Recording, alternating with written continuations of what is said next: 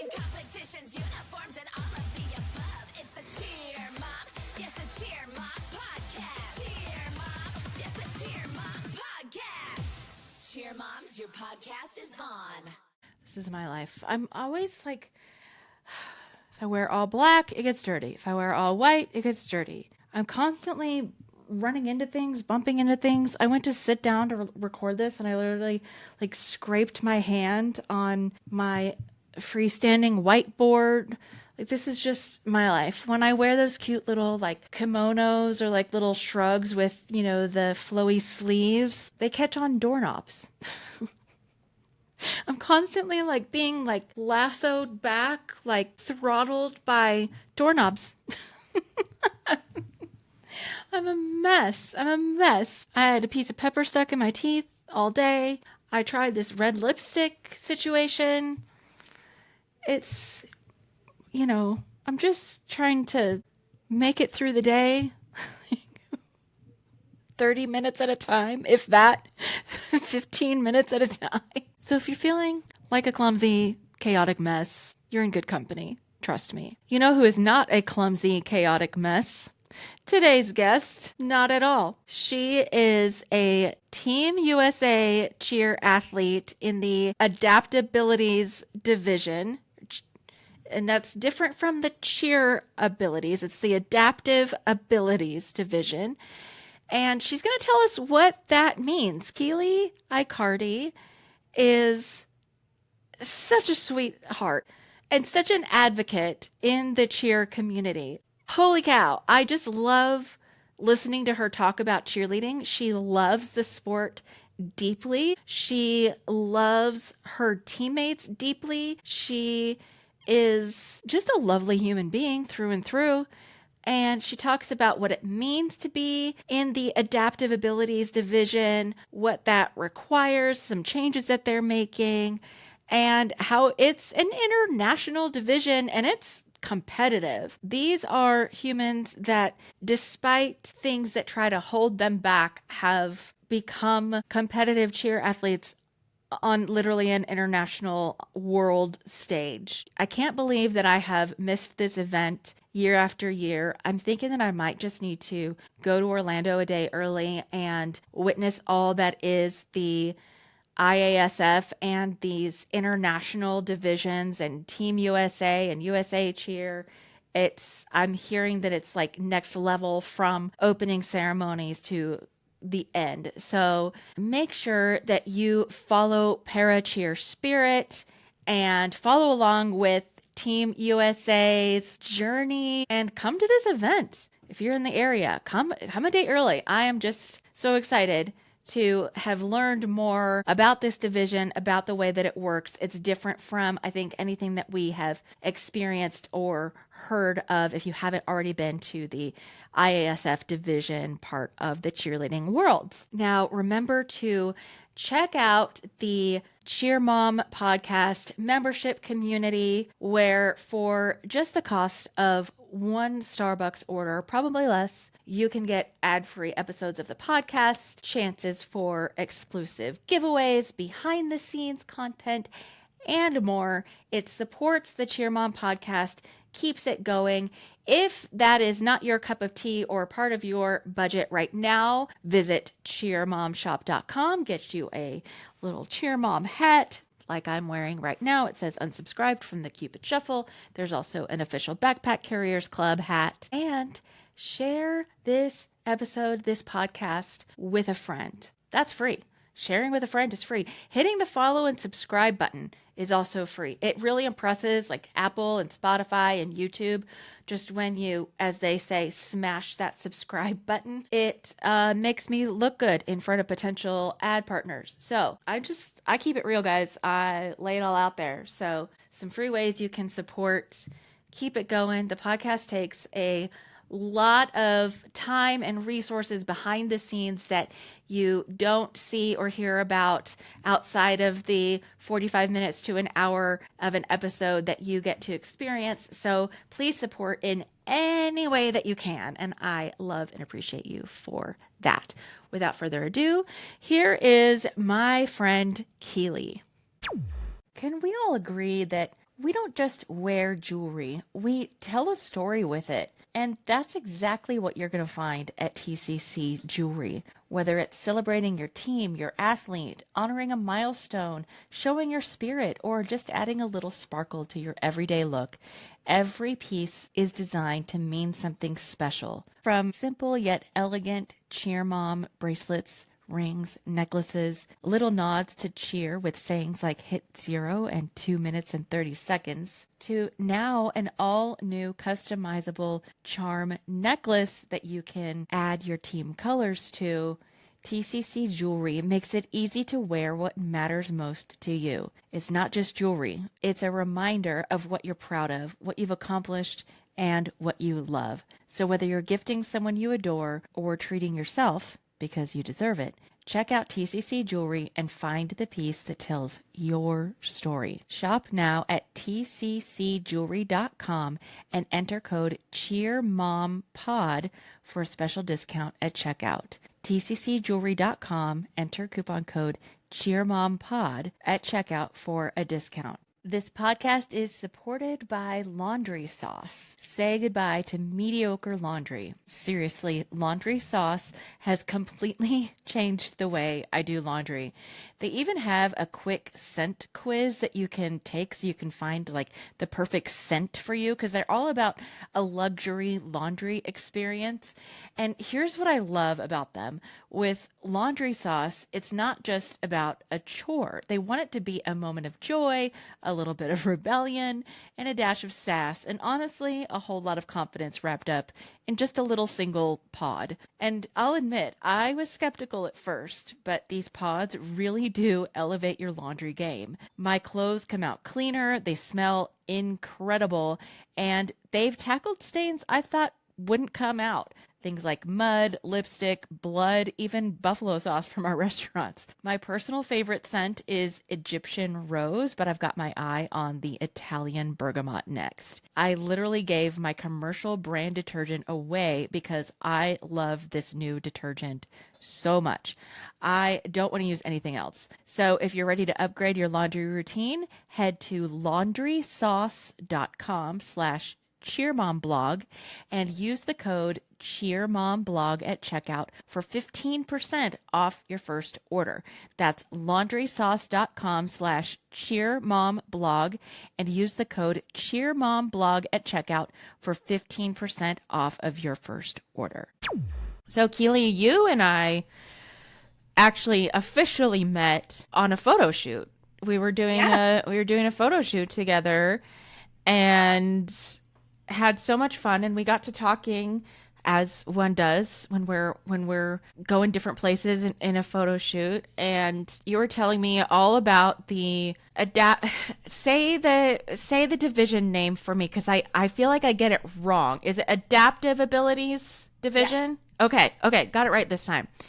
That's the overarching division, is adaptive abilities. Adaptive ability. So I'm so excited to have you here to teach us about this division and where USA Cheer is going. Thank you for spending some time with me. Thank you for the invite. So first, let's start with, how did you get involved into cheerleading? Because you're a full-on adult. Is this something that you've done for a long time? What's your cheer backstory? So I actually didn't start cheer until 2017, way back. I was actually a ballet and jazz dancer. I fell about a story and a half, really shattered my ankle, a whole story, but was told I could no longer dance. I was about to enter college, a minor in dance. It was a whole thing. So obviously I didn't do anything for quite a while there, and through a couple more diagnoses in my life, I came across an amazing mom and daughter pair who introduced me to the Cheerabilities division of All Star. So I started that in 2017, and then I found out about Paracheer Spirit in like the fall winter of 2019. They had just gotten back from Costa Rica, I think it was. They've been selected as the U.S. national team since 2018. I was like, this is going to be so cool. I tried out, made the team, COVID shut things down for a while, but I've been on their team ever since. Wow. Okay. So tell me, how old were you when you were doing your first Cheer Abilities team in All Star? Gosh, you're going to require math. Um, well, I turned 33 this year. Okay. So So minus. 25-ish, Okay. I want to say. It's been a long day. Math is not my strong suit Yeah. at this point. And you learned about Paracheer Spirit, or Paracheer, which we're going to talk about. And so, but you've gone on to, how many years have you competed with USA Cheer? So USA Cheer has selected Paracheer Spirit.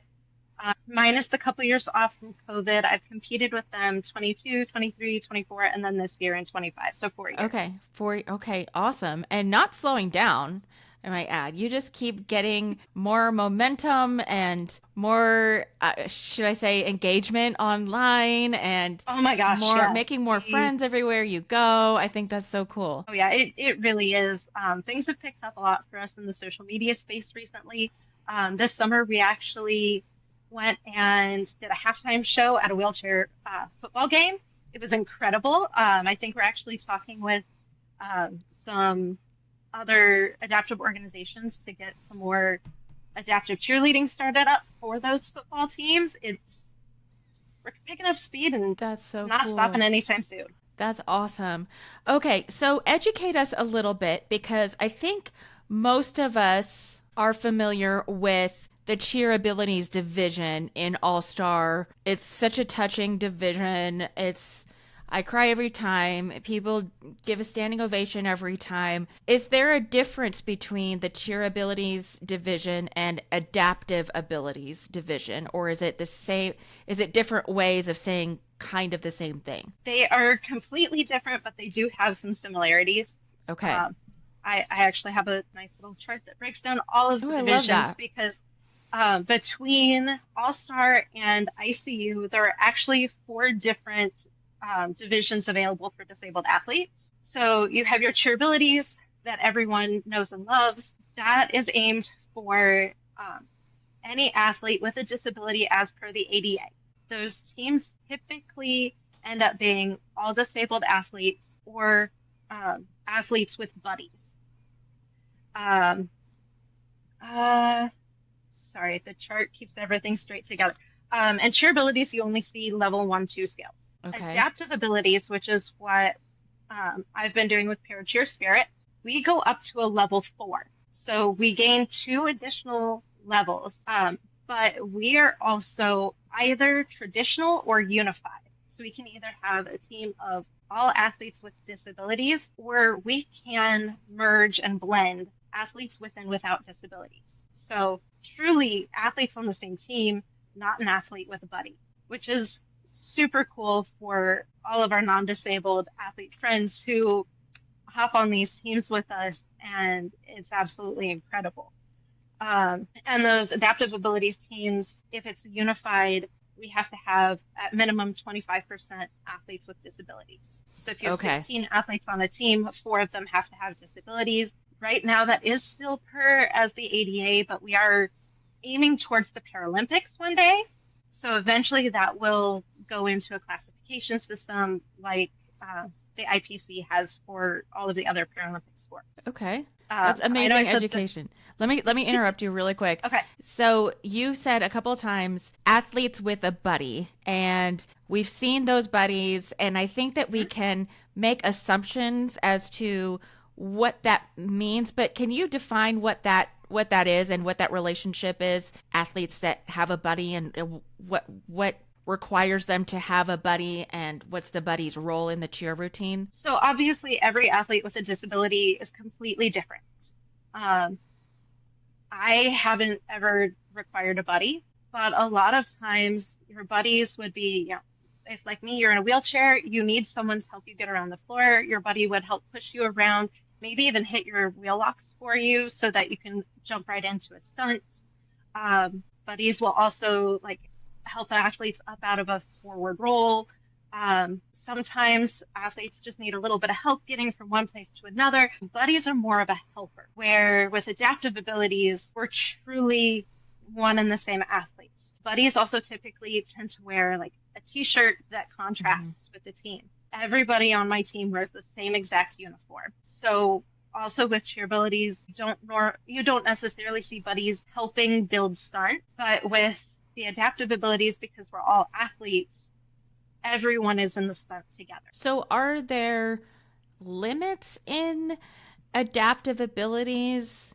Because if you do need someone to lock your chair, or you do have something maybe cognitively that you need help with, how does that work in the adaptive abilities division? So we have approached it two different ways in the past. You can either have that athlete have an assistant. One of our other seated athletes, Beth, had that. They'd help get her around the floor. They might lock the wheels. We might lock the wheels. It just kind of depends. So you can either have that assistant, or we all just work together. And you and I have to get across the floor. So instead of my doing a tumbling pass, we go together. And then you get there, and whoever else is in the stunt, somebody locks wheels. Or we've had some athletes in the past who cognitively needed a little bit of guidance, and it's just, okay, you're here. This person in the stunt is going to call their name and make sure they're moving to go to the next stunt when they need to. So you kind of can play a little bit of both of those roles, but you don't necessarily have just that assistant. That's really cool. So your teammates are truly there for you. Not that any other team doesn't have that, but you guys are really, it's not just about who's on the same side of the floor to do a tumbling pass. It has to be intentional of who can be there to be the yin to the yang and really help each other. We had that this year in our routine, actually, because it was very fast change between we did a cartwheel over my lap in my chair, and I had to get into the jump formation, but wheelchairs and cheer floors are incredibly hard to move. It's slow, it's tedious, it takes a lot of upper body muscle. I can say, as an able-bodied person, just walking with my regular shoes on a cheer mat is challenging, and so I cannot even imagine. Yeah, well, and I went one direction, and then I had to spin from the side of the floor to the front of the floor, and then we had to change from the front to the corner. It was a whole thing. I'm sure.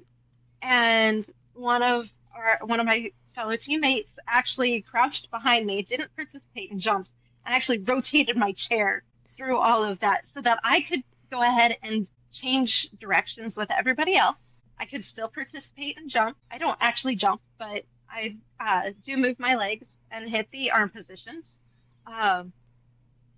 And she just twisted me around. It meshed beautifully. Do you have, I mean, I guess this is the same for any team, but I've noticed on cheer abilities teams, there's always like that one personality that is like the center of the dance and kind of gets their like little solo in the dance. Is that something that you guys lean into, or is it more of a team style dance? What is your dancing? And I mean, on that vein, what does your dancing look like when you have so many different abilities? You're in a wheelchair, and so may have a hearing difficulty or a sight difficulty. How do you guys work through that? A lot of patience and honestly a lot of creativity. Because like in my chair, I cannot take a side step. To go sideways, I essentially have to parallel park. So, I don't really do a side step. If I do anything, I lean to the side. But it's a lot of communication between us and the choreographer of, okay, this isn't quite working. How can we emulate this? Or what needs to change slightly so that I don't have to go directly sideways? Is there a way we can transition to a corner instead of sideways? We don't tend to I mean, we do highlight personalities, but not in the same way that cheer abilities tends to. I can see that. Much Yeah. more, we're much more like a typical team style dance. Everything's more uniform. Sure. So what Yeah. are your elements of a routine the same as any other division, or do you have different elements? How does that, I don't know even the elements of USA Cheer. I mean, I did not, if I've done my homework on that, but it goes in one ear and out the other. So do you go by the same kind of rubric, or is it more, It's so to speak, adaptive for you? it's the score sheets are a little different, but all of the elements are the same. So we still have jumps and tumbling. Um, Dance in ICU is optional, so we do Oh, okay. tend to add in a dance. We still, so with ICU, we have a cheer at the beginning. And when you say We're on, ICU, we're talking about the International Cheer Union, which is yes, the so governing that US, body of USA Cheer. So we've talked about that in yes, our Olympic episode. This is the governing body over USA Cheer as per Olympic sport requirements. Go on, please. yes. So ICU has a little bit of a different structure to their routine compared to All Star. Um, it's actually more like a traditional high school routine Hmm. where you have a cheer at the beginning that I think our time limit on is 30 seconds. Um, Adaptive still has the same exact time requirements as Premier, um, same amount of transition time as Premier, and then we have those same elements. Your jumps, your tumbling, your stunts, your pyramid, uh, your dance is optional, but that is just ICU and the way that it's structured. Okay. Okay. So, and this is a growing division across the world, not just in the US. You were telling me Yes. about all of these international Mhm. adaptabilities athletes. So tell me more about what you've learned about this division internationally. Well, this year was the first year that Australia got to come, which was absolutely incredible. They were in the median level with us. Median is the equivalent to a level three. We had a rough year, which is why we had to drop from level four to level three. That is an entire story. Um, but honestly, I've made so many friends. I have friends who check in regularly from England and Wales. Scotland and Canada are other regular contenders in our division, where we're growing pretty quickly. So cool. And you have some great stories. I don't remember the specifics, but I remember my jaw dropping when you were talking about just you as an athlete doing stunts in your chair, out of your chair. Tell me a little bit about your personal experience. So my experience, honestly, across Cheers Pole has been a bit of a roller coaster. I started as a standing athlete. Again, remember that ankle injury. It comes into play here very much. So I started standing. I got through my first couple seasons with Paracheer Spirit, perfectly fine. We get into the 2022 season, and it's mid-February, and my left quad stops working. My doctor, because obviously I went to my doctor, was like, I can't walk. He goes, well, I don't trust your leg to keep you up. I don't trust your leg to keep anyone else safe. So you either get a wheelchair before your next practice in 2 weeks, or you don't finish the season. Now, Hmm. thankfully, we are an adaptive team, so we adapt. And I managed to find a wheelchair in those 2 weeks and show up to practice going, okay, I have no idea how we're going to do this. I know people have done it. We're just going to figure it out. And that was the practice. I realized how much I relied on my leg power to do anything in stunts.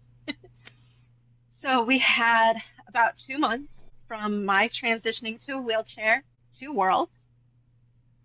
And we took silver that year, which was awesome. Um, and it took many, many, many months. I actually didn't get the brace that actually helps me walk now until 2023. So I started that fall of 22 into the next season with my own custom wheelchair because, by golly, I was not quitting cheer if I could help it. and started really focusing on upper body because when you don't have your legs, it's really hard to lift girls. And I think all the cheerleaders said amen. if you don't believe me, I challenge you to try to do a stunt without bending your legs. It's really, really hard. Don't try that. You're going to hurt yourself.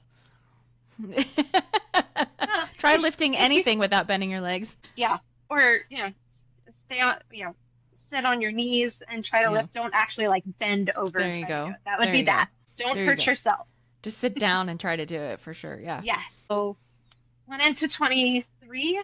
That was so much better. Just having that extra time to get used to the wheelchair, figure out how to move across the floor a little bit easier, what muscles to use how to accomplish things. And we actually did hip hop and cheer that year, took gold in both. Awesome. 24 was pretty smooth sailing. 25 has been a rough year. Not so much for me, but one of the guys on our team actually blew out his Achilles. And I worked some magic, talked to my friends in the community, got him a wheelchair because we adapt, and became the mechanic for 2 wheelchairs this season, which really kind of stretched my limitations because his chair was very different from my chair. But then I actually got to pass on my knowledge of how to adjust stunts to make it work, which was so cool. That's amazing. So I hate to even go here, and to even have to ask this question just makes me sad. But is there something that you have to prove that you have a disability per ADA? Because not every disability is something that you can see, like somebody in a wheelchair. Is that something you have to document to be on the team? So you have to discuss it with your team. There is a little bit of documentation back and forth between you and the coaches just because they have to know how best to help accommodate you. But between us and USA Cheer or ICU, we don't have that classification system yet. So it is kind of on the honor system right now. But I have heard rumors that eventually that classification system will be coming, and it's sooner than rather than later. But yeah, I mean, invisible disabilities are honestly kind of hard because I was there for quite a few years where, yes, I wore a brace, but how many cheerleaders wear braces on the floor?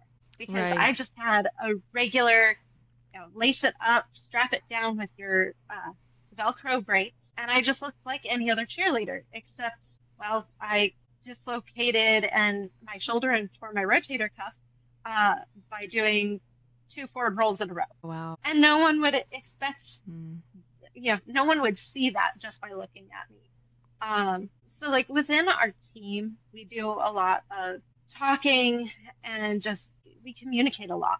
Just how do we best accommodate everyone? How do we adapt stunts or other elements to make it so everything meshes well? And we go out and put out the best we can. We have had some not so nice comments from people outside of the team, but we have learned ways to kind of deal with that and kind of just brush it off and move on because they don't know the whole story. They can't know the whole story. Right. Well, yeah, that's the thing is that, let's not get started on social media comments, but yeah, not every disability is visible. And that's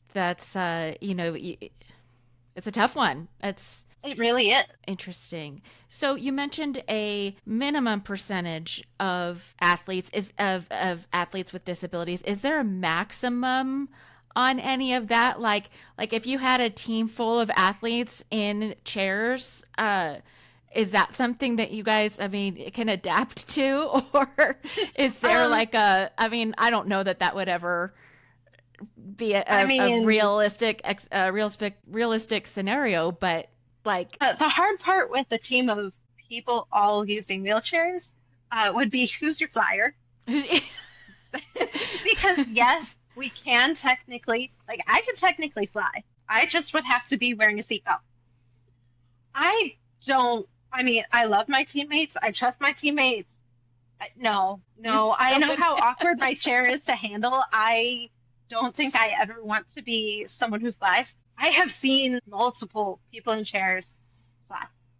It is absolutely incredible. I That love to is see it. one of my favorite things when they have to use a chair most of the time, but they can get out of their chair to do an amazing stunt or a forward roll or even a cartwheel. I just think that that's so cool. And that's honestly, we see a lot of that. Just because there are so many more ambulatory wheelchair users than there are non-ambulatory or full-time Okay. users. Mm-hmm. But we adapt. We actually are kind of trying to toss around the ideas of how to get an all IPC eligible team to not necessarily team, but group together so that we can start exhibitioning towards that Paralympic goal. I know England has done a few clinics and practices towards that too, so that is really the next step for adaptive abilities is pushing towards the Paralympics because we have Olympic recognition. We don't really have Paralympic recognition yet because we aren't quite big enough. That would be so cool to see. I would absolutely tune in to watch that. That would be, I'm rooting for you guys. So tell me about Para Cheer Spirit and what you guys do with that organization. So we are actually based out of the Chicago area, but we have athletes from all over the country. I'm down in Ohio. We've got people just across the river from me in Kentucky. Oh gosh, the list goes on. California, we've had Arizona, Louisiana. Oh my gosh, she's not gonna love me for this. I forget which state she's from. We've had New England area, Wisconsin, St. Louis area. Like we've had people from all over with this. Unfortunately, because there aren't very many competitions for us, we do tend to only compete at the World School Chair Championships and the ICU World. That is slowly changing, thank goodness. But right now, those are two big competitions. And then outside of that, we do a lot of awareness events. We do clinics. We hop in and do halftime shows with football, wheelchair football games. We've done a couple of those now. A few of us actually went out to the Move United Education Conference this year to work with people outside of the cheer space. All they do is adaptive sports. And so we went out there to actually bring cheer to them, to work on growing that adaptive side of the sport and getting those disabled athletes. Really acting as a recruitment organization for adaptive cheer athletes specifically. Right now, yes, because there is, well, to our knowledge, there isn't another team in the U.S. like us. We would absolutely love to have that change. But yeah, right now we go out and do a lot of awareness, recruitment, just trying to get out there that we exist and this is something that's available. I mean, cheer is for everyone. Some people we have to be more creative with to figure out how to make it work. Like, we use a lot of hair ties and rubber bands because if you don't have grip strength to hold your palms, we can stick those palms to your hands and you can still do those motions. You may not be able to hold weight for a stunt. We can figure out how to make a wheelchair, and make your wheelchair help you hold that weight. Is there some other way we can keep the weight not too heavy for you in that stunt? We just have to be creative. But cheers for anyone. I think people have been underrating you guys. They've been sleeping on because listen to how creative you actually have to be. I mean, we talk about creativity in this sport, and hearing you talk, I just don't think that there's anybody more creative in the industry than you guys to have to change on a dime and figure out things. I wouldn't have even thought about grip strength for palms and things like that. And even outside of those things, because I use a wheelchair, I can't catch a cradle. So we have to figure out how to, if we're going to have a cradle, I can help throw the cradle. I can, help guide feet for those kinds of dismounts. but I can't catch. So we have to toss away from me so someone else can step in and help catch. Um, you know, I can't move in a stunt. So how can we dismount and not have our flyer trip all over me as we're trying to get her down?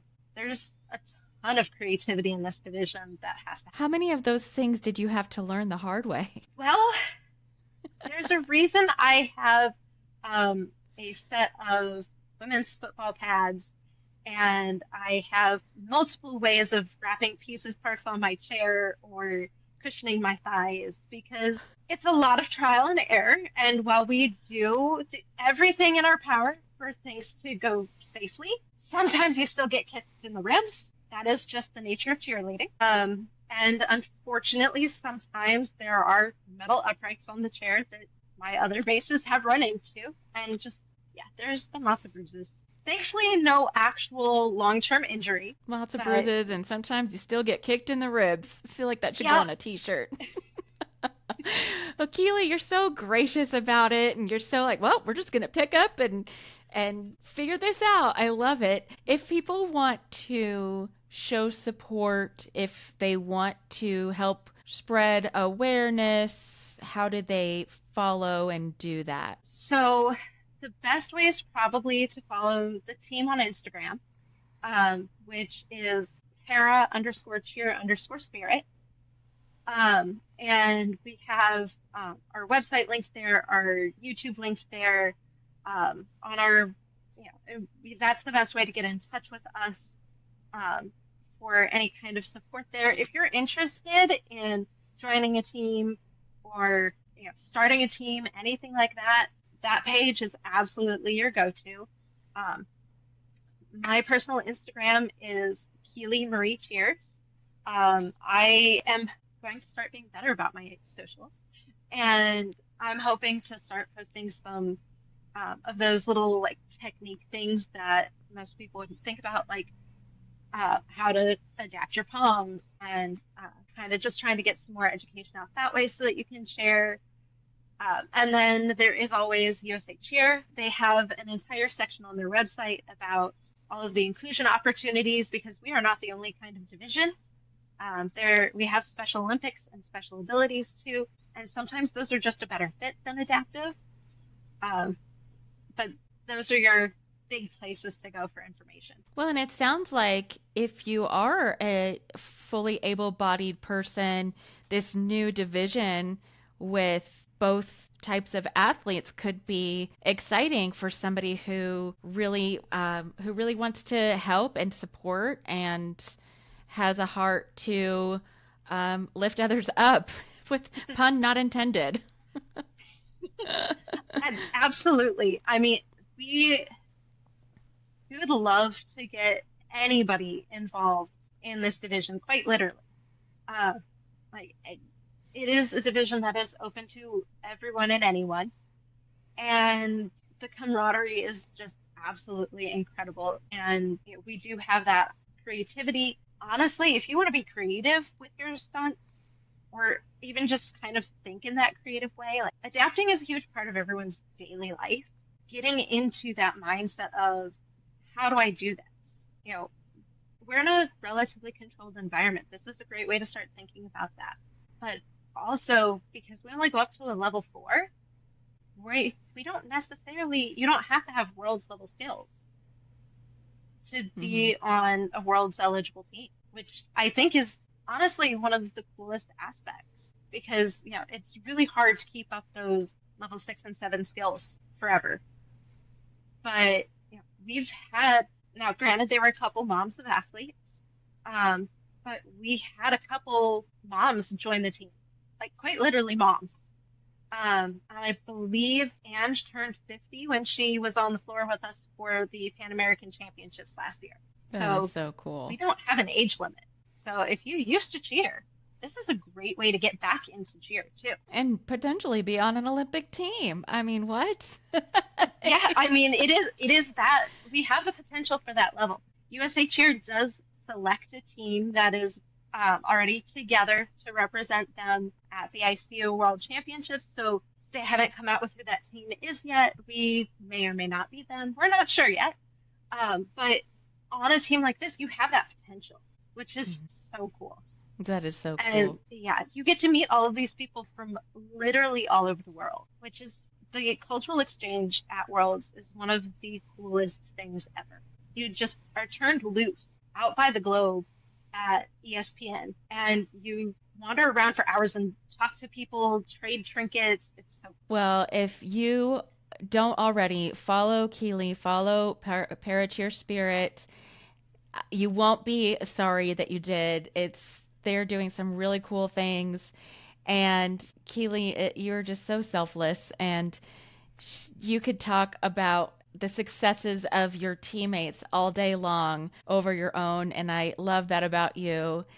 And if you're in the Florida area during Worlds, you guys compete on Wednesday or Thursday? So we actually compete on both.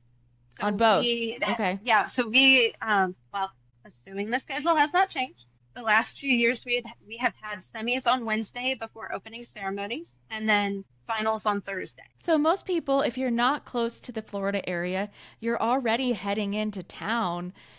What a great experience. What a great day to be able to watch you guys in action. So I encourage everybody who is close by during Cheerleading Worlds weekend to come watch Keely and the adaptive abilities division. I think that's just so awesome. And if you're not in the Florida area, we are live streamed on the Olympic channel. So you can watch from literally anywhere. Yeah, Okay. I at Go one point off. because of the way that my anti-tips have to be down, I totally almost fell out of my chair getting onto the floor on the Olympic channel one year. Yeah, A little gives you a embarrassing. story to tell. Oh, absolutely. Gives you a story to tell. Live on the Olympic channel, broadcast Live across on the the entire Olympic world. channel. I love that. Okay, watch them on the Olympic channel or else. Watch them. I'm telling you right now. And all of our old routines are actually up on our YouTube. Okay. So you can still go back and watch some of those older routines now. Even. We'll link that in the show notes in the description of this episode too, so you can check them out. Thank you again, Keely. I just love spending time with you. Again, thank you for the invite on. I absolutely love talking about this division and everything we've done, everywhere we're hoping to go. I mean, the sky's the limit and we're hoping to break the glass ceiling.